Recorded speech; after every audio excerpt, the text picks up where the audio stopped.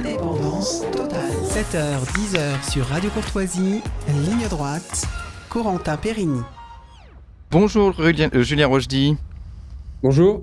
Alors vous êtes écrivain, vous êtes auteur notamment de La Guerre des droites et puis de ce livre sur Homme et sous-homme, valeurs et destin de l'homme. Et puis vous avez une chaîne YouTube qui cartonne, on invite évidemment nos éditeurs à la consulter, Julien Rochdy. Et puis aussi à vous abonner à votre chaîne. Et puis si vous pouvez vous abonner aussi à la chaîne de Ligne Droite en même temps, c'est parfait. Puis nous sommes avec François Bousquet, que vous connaissez, chers auditeurs. Bonjour François Bousquet. Bonjour à vous deux. Et vous êtes rédacteur en chef de la revue Éléments, directeur de la Nouvelle Librairie, et vous avez lu ce livre sur Homme et sous-homme, valeurs et destin de l'homme, moi aussi, un livre bien politiquement incorrect qui devrait plaire à nos auditeurs. Alors qu'en avez-vous pensé, François ? Oui, le plus grand bien. Vous publiez sur Homme et sous-homme aux éditions Hétairie. C'est un livre explosif qui se dégoupille comme une grenade. Poum ! Julien Rochdy dynamite la bien-pensance en s'emparant d'un sujet tabou, la question de l'égalité, son corollaire, celle de l'inégalité. Un sujet brûlant, donc, que le processus d'égalisation des conditions propres à la modernité politique, la religion des droits de l'homme, le politiquement correct, le wokisme désormais, ont rendu inaudible. D'accord ou pas avec lui, c'est un grand livre. Ceux qui se donneront la peine de le lire s'en assureront. Avec Nietzsche l'actuel, Julien Rochdy avait écrit un livre sur Nietzsche. Avec Sur Homme et sous-homme, il a écrit un livre nietzschéen, tant sur le fond que sur la forme. La forme, ce sont les intertitres en tête de chapitre, le recours aux italiques, les tirets quadratins, enfin, surtout la forme aphoristique. Nietzsche philosophait à coups de marteau pour abattre les fausses idoles de son temps, Rochdy aussi. Il philosophe à coups de marteau et même de marteau-piqueur, c'est-à-dire qu'il pique le lecteur, qu'il le stimule, qu'il le met face à ses responsabilités. Sur Homme et sous-homme raconte une histoire à la nôtre, nous Européens. C'est notre épopée, mais il ne faudrait pas que cette épopée devienne notre tragédie. L'Europe a été la civilisation par excellence prométhéenne, scientifiquement, culturellement, politiquement, non sans déchaîner le retour des titans, ces forces incontrôlées qui sèment le chaos. Aujourd'hui, elle est à la croisée des chemins. Ou bien elle poursuit sa quête de toute puissance, de démesure, de gigantisme jusqu'à l'effondrement, ou bien elle devient pareille à Orphée poète, à Prométhée jardinier, à Atlas soutenant la terre. C'est là une ligne de crête difficile à tenir entre la nature et la culture, entre la technoscience et les écoles de sagesse, entre la civilisation et ses pathologies, entre la technophilie et la technophobie, entre Elon Musk et Theodore Kaczynski alias Ouda Bomber. Si nous ne trichons pas, cette ligne de fracture nous traverse tous. Alors, ouvrons le débat en mettant vraiment les pieds dans le plat et feuilletons avec Julien Rochdy ce qu'il appelle le grand livre de la biocivilisation. Alors, cher Julien Rochdy, avant d'en venir à ce concept de biocivilisation qui est au cœur de votre livre, pourquoi ce titre, Sur Homme et sous-homme, vous mettez les pieds dans le plat, moi je pense que c'est même le titre du titre le plus provoque de l'année. Oui, c'est sûr. Après, on n'attrape pas les mouches avec du vinaigre. Aujourd'hui, on doit faire un peu d'outrance, on doit être un petit peu provocateur si on veut amener certaines idées.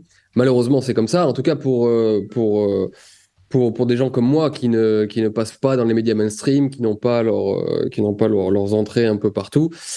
On est obligé d'un petit peu piquer le lecteur, piquer l'attention, piquer la curiosité des gens si on veut amener des idées plus importantes et plus fondamentales. Alors après, c'est vrai que le titre Sur Homme et sous-homme implique également une vision du monde, c'est-à-dire que la civilisation telle qu'elle est, ce livre est surtout lié à ça, et c'est surtout le grand sujet du livre, la civilisation telle qu'elle est, la méga-machine, la façon dont nous avons construit aujourd'hui la civilisation thermo-industrielle, produit en masse et en quantité précisément industrielle des individus qui tendent plus largement vers des figures de sous-hommes. Et ces sous-hommes-là, nous le sommes tous, plus ou moins.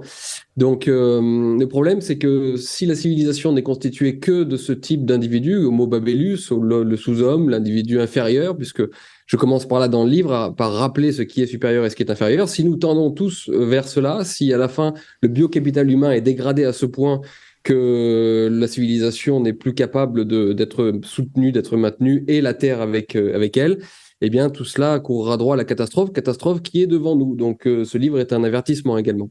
Oui. Alors, vous parlez également d'âge de la grande sensiblerie pour définir notre époque. Oui, tout à fait. En fait, quand on commence par, comme je le fais, par indiquer ce qui demeure inférieur et ce qui demeure supérieur dans l'humanité, parce que c'est quelque chose qu'on a totalement oublié actuellement, puisque désormais on considère dans un grand relativisme généralisé que toutes les choses se valent ou à peu près. et qu'il n'y a qu'une seule chose qui est supérieure aux autres, c'est l'amour absolu des autres et la tolérance infinie, qui est en plus totalement hypocrite comme on le sait. Eh bien, lorsqu'on commence par rappeler ça, il faut d'abord faire un avertissement au lecteur, à savoir qu'il est sans doute sujet et malade d'une pathologie qui s'appelle en Occident la grande sensiblerie. C'est un concept que je développe qui est le fait de tout résumer à la sensibilité aujourd'hui. Et pire que ça, même à la sensiblerie, parce qu'à la limite, si c'était des sensibilités d'artistes, ce serait sans aucun problème. Le souci aujourd'hui, c'est que nous avons réduit l'être humain à sa sensibilité pure, à sa sensiblerie, à ce qui l'émeut, à ce qui lui fait du mal. Et lorsque je parle de ça, je ne parle pas seulement de phénomènes que l'on peut constater dans la société inférieure, dans les médias, chez les gauchistes qui veulent des safe space. J'utilise comme argument carrément Noam Harari dans son livre Homo Deus, qui dit que la seule échelle des valeurs qui peut être tirée aujourd'hui doit être tirée de la sensibilité, c'est-à-dire de ce qui nous fait du bien et de ce qui nous fait du mal. Donc même les plus grands penseurs, les penseurs les plus influents en tout cas du monde actuel, résument désormais l'être humain à cela, à sa sensibilité. Donc nous devons nous débarrasser à tout prix de cette sensiblerie si l'on veut d'abord, regarder les choses en face telles qu'elles sont, si on veut ensuite sauver ce qui peut l'être et rediriger notre civilisation vers d'abord son salut et puis surtout vers quelque chose qui pourrait ressembler encore à de l'optimum et à du meilleur, parce que je crois encore, en grand optimiste que je suis malgré tout, que nous pouvons aller vers une société meilleure. Société meilleure, c'est quelque chose qui sonne totalement bizarrement aujourd'hui dans nos oreilles, tant nous sommes habitués à un pessimisme et tant nous sommes à peu près sûrs que nous allons droit vers la catastrophe. Il se peut effectivement que nous allions vers la catastrophe, mais il se peut aussi que nous puissions encore construire une société, non pas parfaite, car c'est impossible, nous le savons, mais en tout cas une société aux conditions d'existence bien meilleures. Nous pouvons le faire à travers l'idée de biocivilisation que je développe et à travers pas mal de choses qui sont dans le bouquin. Mais avant de vous dire peut-être, dernière question à ce concept central de surhomme et sous-homme, donc la biocivilisation, qui est une sorte de plan B, enfin de scénario alternatif qui s'offre à nous. Un des fils rouges de vos bouquins depuis 10 ans, c'est quand même l'analyse des conditions nihilistes contemporaines. Pourquoi l'homme est frappé par cette maladie de médiocrité, de ressentiment, d'effondrement, de rage contre l'excellence. Oui, c'est quelque chose qui me tourmente depuis que je suis assez jeune, et puis c'est une question nietzschéenne de toute manière. Donc ayant lu Nietzsche adolescent comme beaucoup d'entre vous, comme vous aussi, je crois, François, ce sont des questions qui demeure dans notre tête. Et effectivement, la question de savoir pourquoi l'Occident, pourquoi l'Europe, pourquoi la France, pourquoi nos sociétés refusent désormais l'excellence, sont tout nivelées, cherchent à niveler les choses, on participe en permanence d'une morale égalitaire, égalitariste, enfin bon bref. Pourquoi ce désir également de grand remplacement? Parce que s'il y a grand remplacement, c'est qu'il y a un désir inconscient ou manipulé, ou enfin que sais-je encore, mais il y a un désir de grand remplacement. On laisse faire manifestement ce grand remplacement. Pourquoi cet amour de l'autre? Pourquoi ce désamour de nous-mêmes? Pourquoi tout cela? Pourquoi toutes ces valeurs qui effectivement sont des valeurs profondément nihilistes selon moi? Eh bien, cette question me travaille, et j'ai voulu aller à l'origine pour moi de ce nihilisme, à savoir l'aliénation, c'est-à-dire le fait de vivre dans des conditions humaines, dans des sociétés qui se sont éloignées de notre biologie.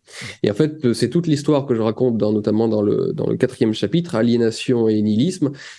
Je pense que l'origine même du nihilisme, c'est l'aliénation de nos biologies. Nous avons des biologies, nous avons des natures, et ces natures, lorsqu'elles sont mises dans des sociétés, dans des conditions d'existence qui sont fort éloignées de ce dont elles ont besoin, eh bien, le cerveau se met également à partir en live, si vous me permettez, à dégénérer, et donc à inventer des idées fumeuses qui finalement cherche le suicide, inconsciemment, involontairement peut-être, mais très clairement en réalité.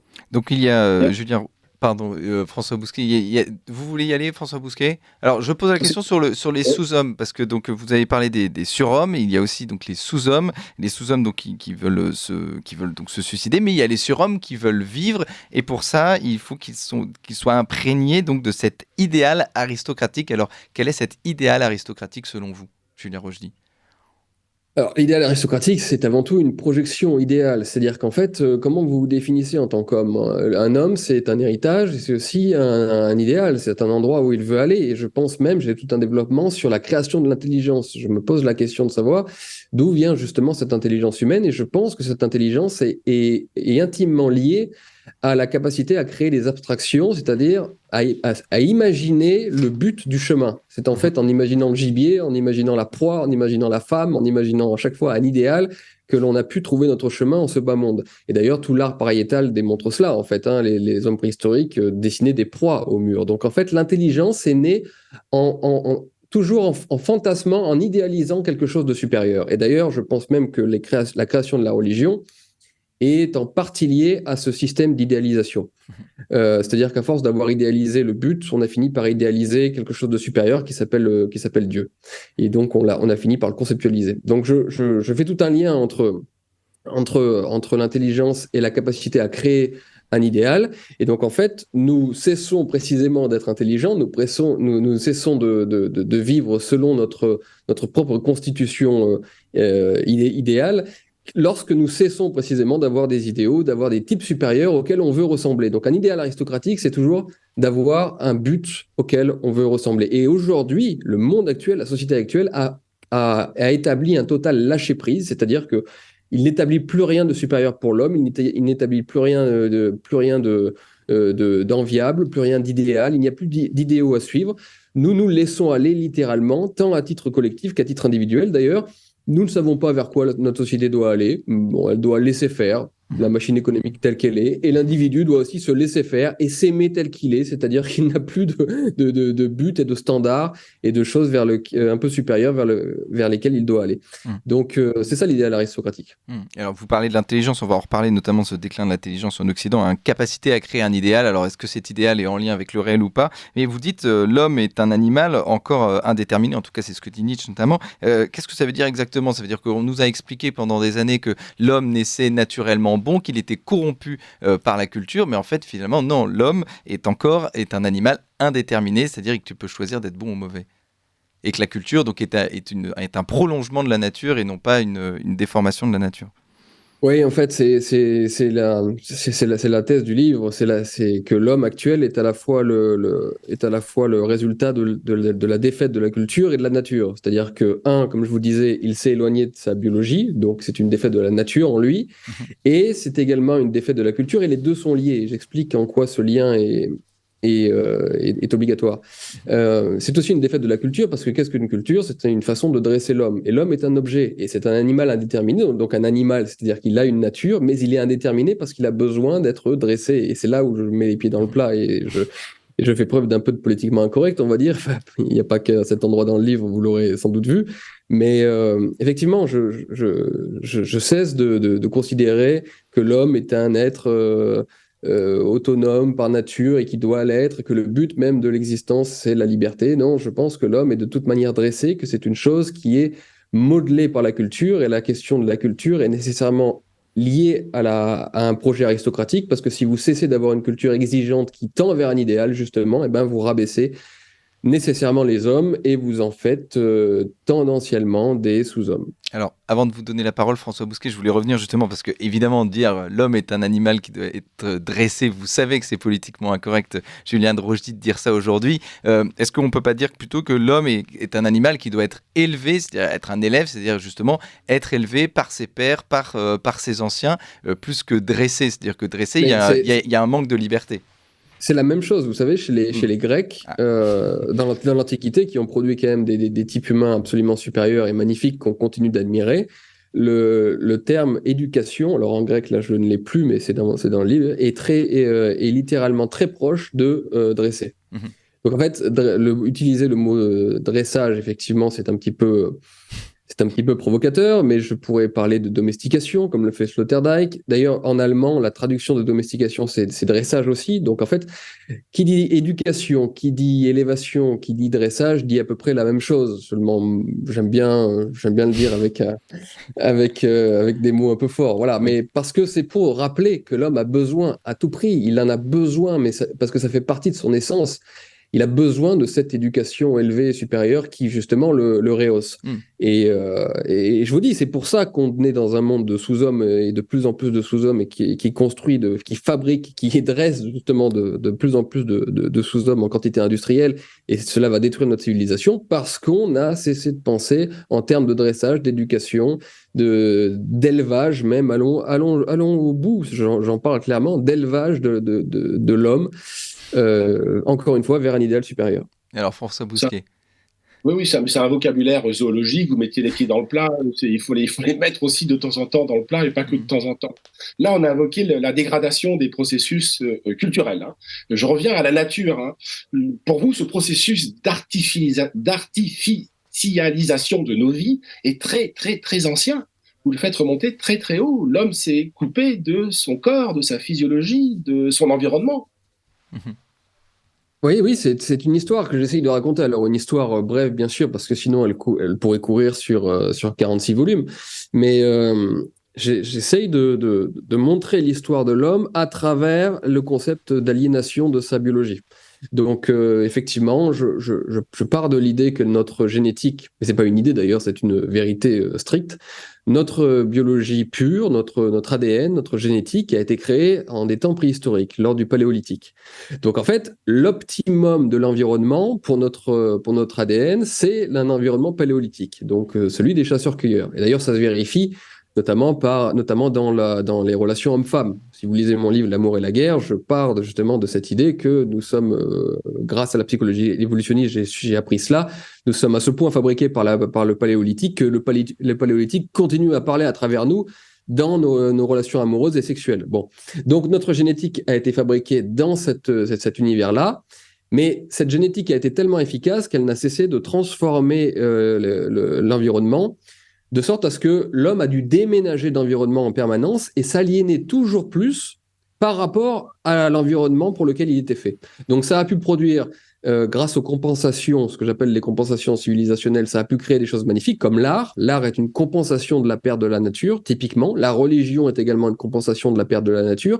Plein de choses que nous avons fabriquées de très très belles sont en réalité des compensations, mais aujourd'hui, nous sommes arrivés dans un monde qui n'a quasiment plus de compensation de la perte de la nature, c'est-à-dire que nous avons la méga machine économique, mais nous n'avons plus la civilisation qui va avec, c'est-à-dire que nous n'avons plus l'art, nous n'avons plus l'éducation, nous n'avons plus la beauté, nous n'avons plus toutes ces compensations qui nous rappelaient, qui nous ramenaient à la nature. Donc là, nous sommes en aliénation totale, en aliénation intégrale, et je pense que cela peut amener à la fin de notre civilisation, voilà. Mais il y a une façon d'échapper à ce destin funeste, et j'en parle aussi, et donc voilà. François Bousquet. Oui, alors quelle est cette façon? Mettons les pieds dans le plat, puisque là on a fait le diagnostic, il est accablant. Donc quelle est l'alternative, hein? Quel est le plan B que vous présentez à vos lecteurs, hein, et à nos auditeurs? À force d'avoir mis les pieds dans le plat, je pense qu'il n'y a plus de soupe du tout là. Donc, je pense qu'il faut en conserver un petit peu dans le livre. Pardonnez-moi. Oui, de toute manière, je pense qu'en fait, la civilisation occidentale, la civilisation européenne, d'ailleurs, dans la civilisation occidentale, sa partie originelle, à savoir la partie européenne, doit entamer une métamorphose vers ce que j'appelle une biocivilisation, c'est-à-dire une civilisation qui prendrait beaucoup plus en compte les principes écologistes qui sont pour moi les enjeux de demain, c'est-à-dire la capacité de rendre le monde, la nature, soutenable, si j'emploie un peu ce barbarisme, en tout cas durable, pour en employer un autre, créer un monde, créer les conditions à un monde qui lutte contre l'entropie, c'est-à-dire qui lutte contre le chaos et le désordre interne, les pollutions et les nuisances et tout ce qui peut être nocif dans notre monde actuel, pour permettre à notre civilisation de continuer. Je vois l'écologie comme une rétroaction négative sur le système. Aujourd'hui, le système s'est emballé. Le système peut à la fois détruire l'homme et la nature, et en fait, les deux sont liés, je le montre bien dans le livre, puisque notre biologie, et on le sait en plus en physique quantique, est nécessairement liée à l'environnement. Nous sommes un. Il y a l'homme, il y a l'environnement. Nous sommes liés. Si l'un disparaît, si l'un est détruit, l'homme risque d'être lui aussi extrêmement dégradé et détruit. D'ailleurs, c'était une intuition d'Héraclite, déjà, lorsqu'il disait que la santé de l'homme se révélait par la santé de la nature et vice-versa. Donc, Voilà, nous devons entrer dans un monde qui sera celui de la biosophie, comme dit Peter Sloterdijk, c'est-à-dire de l'amour du bio, l'amour de la nature, l'amour d'une reconnexion justement à l'élément, qui nous rappellera justement le monde premier duquel nous venons, à savoir la préhistoire, mais grâce à toutes les techniques, bien sûr, grâce au meilleur des technologies, une fois qu'on aura arraisonné le capitalisme, et donc qu'on lui aura redonné un surmoi, un idéal, une façon de se limiter, une façon de sélectionner ce qui est bon pour l'homme et la nature et rejeter ce qui est mauvais, ce que nous ne faisons plus aujourd'hui. Aujourd'hui, nous prenons tout tel quel, du moment que ça sert les intérêts de la croissance, et donc du coup, nous créons un monde qui devient absolument invivable. Donc c'est par l'écologie, mais une écologie de droite, si vous me permettez, c'est-à-dire une écologie qu'on aura récupérée aux gauchistes et aux éco-woke qui la dénaturent, c'est le cas de le dire totalement. C'est grâce à une écologie aristocratique, une écologie supérieure, que l'homme occidental et que l'homme européen parviendra à créer une nouvelle façon d'être au monde, comme on dit, mais il parviendra à métamorphoser sa civilisation, comme nous avons su le faire de nombreuses fois dans notre histoire. C'est absolument nécessaire, et si nous ne le faisons pas, je le répète, tout finira à Babel, et donc tout finira à la catastrophe. Oui, justement, et c'est ça d'ailleurs dans votre livre, Julien Rochdy, qui fait du bien aussi, c'est que vous n'êtes pas seulement dans une nostalgie du surhomme qui serait avant et qu'on n'ait que des sous-hommes maintenant. Je reviens vers vous juste après le bulletin d'actualité de Marie Falicon, il est 9h. Ligne droite.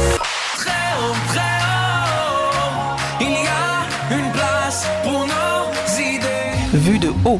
Alors vous nous avez expliqué, Julien Rochdy, les surhommes et les sous-hommes. Alors tout à l'heure, on a fait passer une chanson des Goguettes, Je suis pas un surhomme, qui parle notamment de François Hollande, qui explique que François Hollande est quelqu'un de plutôt fade, plutôt normal. Et justement, est-ce que François Hollande est cet homo babelus, une référence évidemment biblique à la tour de Babel, qui est cet homme, qui est cet homo babelus? Pour François Hollande, je ne sais pas, il a fait preuve quand même de quelques qualités, sinon il n'aurait pas réussi à devenir président. Mais l'homo babelus, c'est l'homme, c'est le surnuméraire qui compte pour rien, c'est la quantité négligeable, c'est l'homme qui a perdu, comme je vous le disais, tout sens, tout idéal, qui se laisse aller, littéralement. Vraiment, ce terme de laisser aller caractérise vraiment notre civilisation et notre anthropologie actuelle. Nous nous laissons aller. C'est bon, nous avons atteint un stade technique qui nous permet de vivre dans une surabondance absolue, et donc c'est comme si nous n'avions plus besoin de nous tenir, la tenue ne sert plus à rien, il faut se laisser aller dans tout, dans le vocabulaire, dans la façon de s'habiller, dans la façon d'exister, dans la façon d'être au monde, dans la façon d'utiliser, d'employer la nature, dans la façon de penser à Dieu, de penser à la mort, enfin bon, il y a ce grand laisser-aller généralisé. Et ce laisser-aller généralisé est celui de l'homme de Babel, c'est celui du sous-homme, c'est celui aussi, et là, si vous voulez qu'on entre vraiment dans le politiquement incorrect, c'est celui de l'homme qui est dégradé chimiquement, c'est-à-dire de l'homme qui, à cause de la pollution, c'est-à-dire à cause des conditions industrielles du monde dans lequel il vit, eh bien, a créé quand même pas mal d'éléments, tels les perturbateurs endocriniens, qui bousillent littéralement sa biologie, sa chimie interne. Et tout ce qui bousille la chimie interne bousille également les esprits. Et l'une des explications, alors c'est l'une des explications, bien sûr, c'est pas la seule, mais l'une des explications du wokisme et de la dégénérescence mentale, psychologique, idéologique terrible à laquelle on assiste aujourd'hui, l'une de ces explications, ce serait, et j'en parle dans le bouquin, une certaine dégénérescence de l'ordre, oui, de la biologie, si ce n'est pire, même de la génétique. Parce que, bon, je n'entrerai pas dans les détails, mais il y a des choses qui sont... il y a des études qui ont été faites sur le sujet, sur le digénisme, qui sont très inquiétantes. Alors, digénisme, expliqué, c'est le contraire de l'eugénisme, c'est dire qu'il y a une sélection naturelle, notamment pour les personnes les plus faibles. Oui, pas les plus faibles, les plus nocives pour la société. François Bousquet. Oui, mais il y a cet homo babelus, qui là on retombe sur le constat, le diagnostic, mais vis-à-vis de babelus, vous opposez homo Édenus. Donc on reste dans un univers sémantique biblique, l'homme de l'Éden. C'est l'alternative que vous proposez à travers la biocivilisation. Et biocivilisation peut être rappelé que le bios, chez les Grecs, c'est le vivant. Donc on a affaire à une politique du vivant. On pourrait imaginer que la politique qui nous gère et qui nous régit aujourd'hui, c'est une politique de la mort, une politique de la nécrose. Tout à fait. Tout à fait. Nous sommes même d'ailleurs nécrophages d'une certaine façon, parce que toute une société basée sur le pétrole, par exemple, qui est notre civilisation thermo-industrielle, c'est une société qui consomme en permanence des squelettes morts d'il y a plusieurs millions d'années. Donc en fait, nous sommes littéralement une société nécrophage. Et nous vivons dans la mort. Nous utilisons la mort pour une exploitation, nous exploitons la mort pour un développement inédit du présent, mais un présent qui court un petit peu sans direction. Nous vivons un peu dans une société qui ressemble à un canard sans tête. Donc c'est ça d'ailleurs ce que je reproche à la machine économique, à ce que j'appelle la méga machine avec Lewis Mumford. Donc oui, alors Homo Edenus, c'est une façon, c'est l'homme de l'Éden, c'est-à-dire que nous avons aujourd'hui tout le pouvoir, toute la capacité, toute la technologie même, parce qu'il ne faut pas la rejeter. Nous avons aujourd'hui toute la puissance pour créer les conditions d'un monde, je ne disais pas parfait, la perfection n'est pas de ce monde, mais d'un monde qui pourrait être bien meilleur, pour être prudent, bien meilleur que celui dans lequel nous sommes et que nous sommes en train de fabriquer si nous continuons à laisser faire et à nous laisser aller. Donc nous pouvons créer presque un paradis. Alors, c'est blasphémé de dire que le paradis est possible sur Terre, mais les catholiques seront d'accord avec moi. Notamment, on l'a vu avec la dernière encyclique, l'une des dernières encycliques du pape Laudato Si, pour penser l'idée que l'homme est le maître de la création, certes, mais il en est aussi le gardien. Et donc, aujourd'hui... Co-gestionnaire du monde avec Dieu, oui. Voilà, nous ne sommes plus les gardiens de la création, nous en sommes ses tortionnaires aujourd'hui. Donc voilà. Et c'est pour ça aussi que vous dites qu'il faut également, alors on était dans l'univers biblique, mais on peut également emprunter des concepts à l'univers des Grecs, en particulier l'univers des titans, le titanisme. Le titanisme, ce sont des forces qui se sont déchaînées, qui saccagent la Terre, et que les dieux, Zeus en l'occurrence, permet de restaurer un ordre cosmique. Nous, notre modèle, c'est Prométhée. Nous, occidentaux, c'est Prométhée. Nous, on n'a même pas volé le feu au ciel. On l'a volé, vous l'avez dit, avec le pétrole, dans les souterrains. Mais vous nous invitez à changer précisément de modèle titanesque, à oublier Prométhée pour nous tourner vers d'autres figures, entre autres un de ses frères, Atlas en l'occurrence. Oui, alors effectivement, en fait, nous avons quitté l'âge des dieux depuis les Lumières. En gros, nous vivions dans l'âge des dieux et nous sommes entrés dans l'ère des titans. L'homme est devenu un titan. D'ailleurs, c'est un livre de Junger aussi, d'Ernst Junger, qui dit que nous sommes en train de devenir des titans. Donc, si nous devons devenir des titans, si nous sommes devenus des titans, nous devons choisir lequel. Et pour le coup, il y a 4 frères, 4 grands titans. Donc, il y a Prométhée et ses 3 frères. Et c'est intéressant de réfléchir à la figure de ces titans. Et effectivement, on a cru l'homme être prométhéen, et effectivement, l'homme a commencé par Prométhée, à savoir que l'homme a pu créer toutes les conditions qui ont transformé son environnement grâce à la technique dont le feu est la métaphore, et dont le feu est à l'origine, c'est-à-dire ce que Prométhée va voler aux dieux et offrir aux hommes par miséricorde et par pitié, parce que Prométhée a pitié de l'homme, donc il vole le feu aux dieux pour leur offrir. Mais le problème, c'est qu'entre-temps, l'homme s'est transformé en incendiaire, c'est-à-dire qu'il a fait du feu, non pas quelque chose seulement d'utile pour le réchauffer, mais il a littéralement brûlé le monde. Et aujourd'hui, avec le pétrole et avec le réchauffement climatique, nous sommes transformés grâce au feu en incendiaire. Et là, c'est un mot, je le répète, de Peter Sloterdijk. L'homme est devenu incendiaire, donc Prométhée regrette a priori le don qu'il aurait fait aux hommes. Et donc, il nous reste des figures de titans que nous devons choisir. Et moi, je propose celle d'Atlas, qui est celui qui soutient le monde. C'est celui qui est celui de la puissance. C'est le gardien du jardin des Hespérides. D'ailleurs, les Hespérides, ça veut dire l'Occident. Donc l'Occident, l'Europe doit devenir un jardin, et Atlas, l'homme le plus puissant, c'est pour ça que pour moi l'homme européen doit retrouver aussi un projet de puissance. L'homme doit redevenir puissant, mais mettre sa puissance à mettre sa puissance au service de l'environnement, au service de la planète, au service de son jardin. Donc pour moi, nous ne pouvons plus être Prométhée, mais nous devons devenir Atlas, l'homme puissant, le titan puissant qui soutient la Terre. Alors, et qui garde le jardin de l'Occident.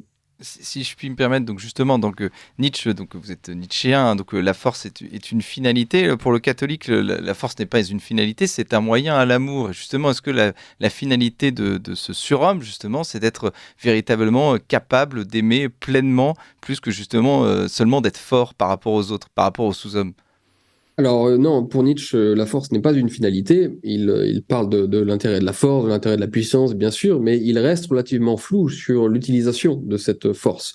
Le fait d'avoir un instinct vital nous amène à avoir une volonté de puissance et nous amène à vouloir acquérir de la force, certes. Mais c'est vrai que Nietzsche reste flou, il nous laisse dans l'indétermination pour ce qui est de ce que l'on doit faire de cette force. Et l'amour est effectivement une réponse à cette question de l'utilisation de la force. L'amour de notre biologie, l'amour de Dieu, l'amour de l'univers, l'amour du cosmos, l'amour de la nature. Et c'est pour ça qu'on en revient aux Grecs, parce que il y avait très clairement dans la philosophie grecque, qui est diverse, bien sûr, parce qu'ils ont un peu tout pensé avant tout le monde, mais il y avait ça dans l'esprit grec, dans l'esprit des Hellènes, le fait de rechercher l'harmonie. Voilà. Et je pense que cet amour peut se traduire aujourd'hui par ce terme d'harmonie, et la recherche d'une certaine harmonie avec notre environnement, non pas pour rester bloqué et pour cesser de se développer, mais même pour continuer à se développer. Parce que, je le répète, si nous continuons de courir comme un canard sans tête, nous allons droit vers l'effondrement. Les civilisations se sont effondrées pour à peu près les mêmes raisons qui sont face à nous aujourd'hui. Je n'entrerai pas dans les détails, mais vous pouvez lire L'effondrement des sociétés complexes de Tenter. Vous pouvez lire mon livre, bien sûr, parce que je rappelle toutes ces causes. Donc là, nous allons vers un péril qui est immense. Et si nous voulons faire, pour la première fois de l'histoire, quelque chose d'exceptionnel, que l'on pourra peut-être faire aussi grâce à la technologie, si nous voulons éviter cet effondrement inéluctable, eh bien, nous devons nous devons passer par le truchement d'un certain rapport au cosmos qui s'appelle l'harmonie, qui sera in fine un retour à la philosophie des anciens. François Bousquet. Oui, le bel ordre du monde. Est-ce que c'est cela que vous l'avez évoqué tout à l'heure, que vous appelez une écologie de droite, puisque l'écologie a été monopolisée par le gauchisme, l'écologie politique en l'occurrence, Europe Écologie Les Verts. Est-ce que c'est ça qui pourrait constituer le noyau dur d'une pensée écologique authentique de droite? Oui, bien sûr. L'écologie, pour résumer simplement, l'écologie de gauche est contre notre civilisation, et elle est contre la civilisation, et elle est contre notre civilisation en particulier. Donc l'écologie de gauche se construit par ressentiment, comme la plupart des pensées de gauche, se construit par ressentiment à l'égard de notre civilisation. Pour moi, l'écologie de droite, c'est au contraire une écologie qui va chercher à corriger notre civilisation, à l'amender, à agir, comme je disais, comme une rétroaction négative pour permettre à notre civilisation de se dépasser, de se surpasser et donc de continuer.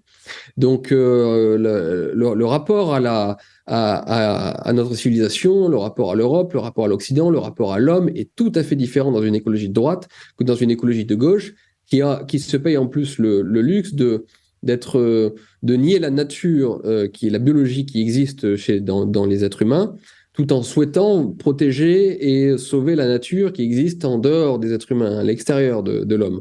Donc c'est pour ça que les éco-woke sont des caricatures.